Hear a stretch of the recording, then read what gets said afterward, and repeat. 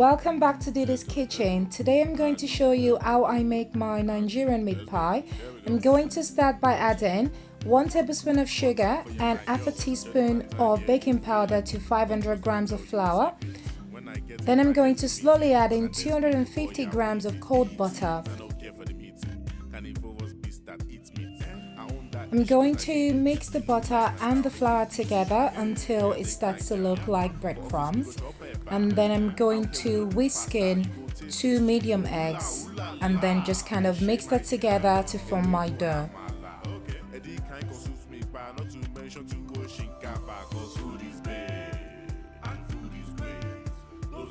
It's better to use cold butter because it doesn't melt quickly when you're working the dough because your hands are warm.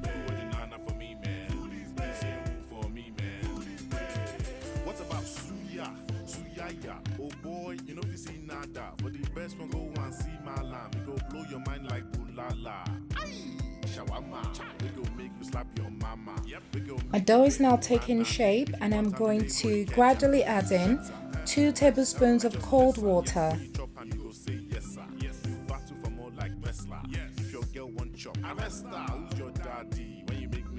I'm going to form my dough into one big ball, then I'm going to pop it back in a bowl, cover with cling film and then pop it in the fridge while I make the filling.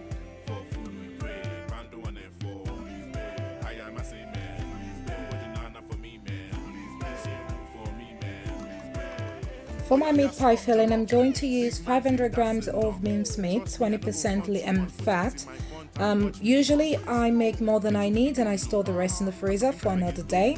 And I'm just going to season the mince meat with some chicken bouillon powder and some salt.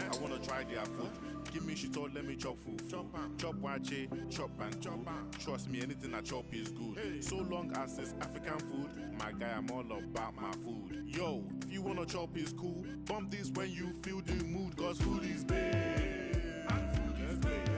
Those that love food say, let's go. For food is big. Bando and for. I am a say man. Banana for me, man. For me, man. I'm also going to add in 1 cup of diced beef. This is totally my personal preference. It just makes it nice when you bite into the meat pie and there's beef in it. I'm also adding in 1 Scotch Bonnet pepper. Totally optional. If you don't like pepper, you can skip that. Next, I'm going to add in diced potatoes. And then I'm also adding in diced carrot and a 1/4 cup of water. Just going to mix that together. Then I'm going to add in 1/4 cup of water. This is just to steam the potatoes and the carrot. I'm also going to add in my thickener, which basically is 2 tablespoons of plain flour and half a cup of water. So depends on how thick you want your filling to be. If it's too thick, you can always add a bit more water just to loosen it up. I'm just going to let this steam together for about 3 to 4 minutes. I don't want to overcook it because the carrots and the potatoes are then going to get mushy, which I don't want. So the filling is now ready and I'm going to set it aside and let it cool.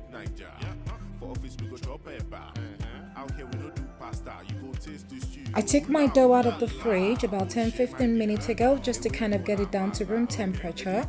I'm going to cut the dough into 2 and I'm going to put the other half back in the fridge whilst I work on one half of the dough.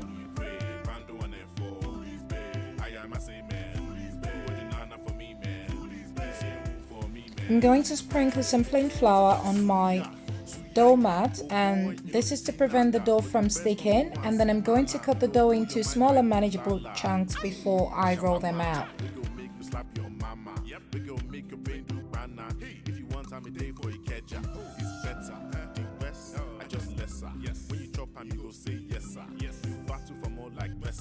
If your girl want chop, who's your daddy? When you make me food, use Maggie. If you know hot, I beg give me gaji. Man, I carry that stuff to parties, cause food is big. And food is great. Those that love food say, for food we pray.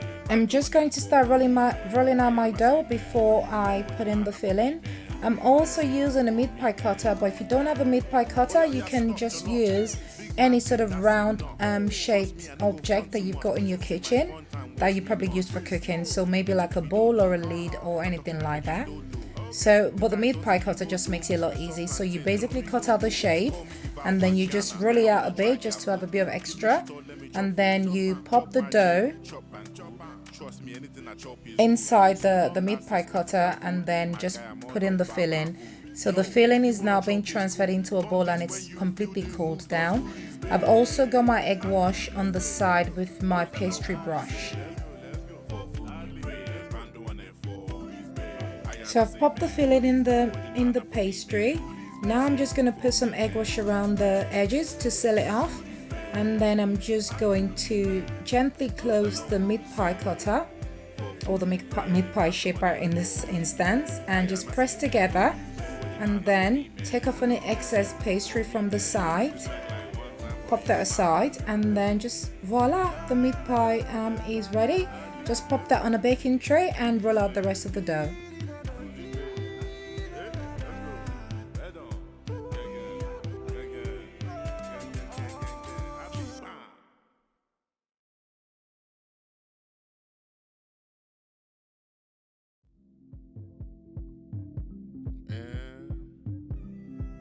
I'm going to poke some oils on top of the meat pie to let out steam, and then I'm going to go over them with some egg wash so that when it bakes it's got that beautiful golden color.